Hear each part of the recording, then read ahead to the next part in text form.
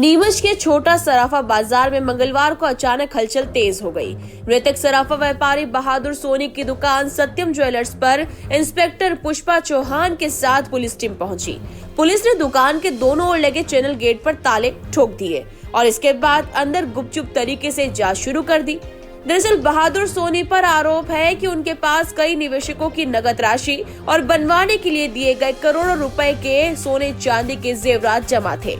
मौके पर मौजूद निवेशक निर्भय सिंह ने गंभीर सवाल खड़े किए।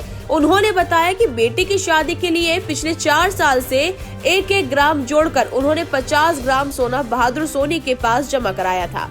ये सोना जनवरी 2026 में वापस लेना था, लेकिन इससे पहले ही बहादुर सोनी की अचानक मौत हो गई।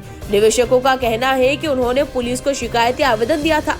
तब भरोसा दिलाया गया था कि जब भी दुकान खुलेगी एसडीएम, 2 पत्रकारों और निवेशकों की मौजूदगी में ही जांच होगी, लेकिन आज न एसडीएम आए न कोई प्रशासनिक अधिकारी।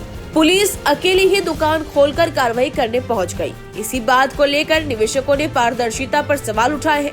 दुकान के बाहर दोनों तरफ सैकड़ों लोग उम्मीद भरी निगाहों से खड़े हैं कि उन्हें उनकी रकम, जमा सोना या दी गई नगद राशि वापस मिल सके।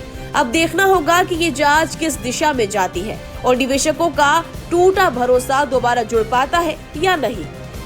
दिन बहादुर सोनी जो सराफा व्यापारी है, उनका निधन हो गया था। उसके बाद हम जितने भी व्यापारी हैं जिन्होंने हमने इनसे सोना लिया था या दिया था, उनका हमने सबने आवेदन दिया था। उसके बाद टीआई साहब ने एक आश्वासन दिया था कि जब भी शॉप खुलेगी, उनकी दुकान खुलेगी, 2 पत्रकार रहेंगे, 2 फरियादी रहेंगे, 2 एसडीएम लेवल के अधिकारी रहेंगे। सबके सामने पारदर्शिता के साथ आप लोगों की कार्रवाई होगी और सामने होगी। आज सडनली ना तो हमने किसी के पास फोन आया नहीं कि हाँ दुकान खोल रहे तो आप आओगे, सडनली आके खड़े थे। तो हमारे यहाँ पे जितने भी है, जिनके आसपास के जो ग्राहक हैं, उन्होंने फोन किया और हम सारे भीड़ लेके यहाँ पे इकट्ठे हुए। और आप पीछे भी देख सकते हैं, सिर्फ उनके परिवार के, कल तक जो उनके परिवार के सदस्य जो मना कर रहे थे कि हमें कोई पता नहीं, हम कुछ नहीं कर सकते, जो करेगी उनकी वाइफ करेगी, और आज सारे अधिकारी बन के अंदर बैठे हुए। सिर्फ पुलिस डिपार्टमेंट है, ना तो कोई पत्रकार अंदर है, ना कोई फरियादी अंदर है, ना कोई आम पब्लिक है, और ना ही दूसरा कोई, मेरे को लग रहा है एसडीएम लेवल का कोई अधिकारी अंदर लेवल है। सिर्फ एक टीआई मैडम है और एक एसआई साहब अंदर। कैमरे वगैरह भी लगे हुए क्या? सारे लगे हुए, पर हम बाहर से क्या बोल सकते हैं कि अंदर क्या चल रहा है।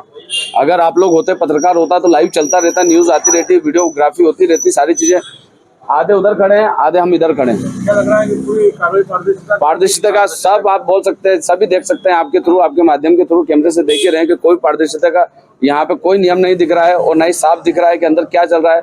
आप देख सकते हैं शटर, उसके अंदर कोई आम पब्लिक, जूतों से पता चल रहा है सिर्फ पुलिस वाले हैं और उनके फैमिली के 2 या 3 मेंबर अंदर हैं।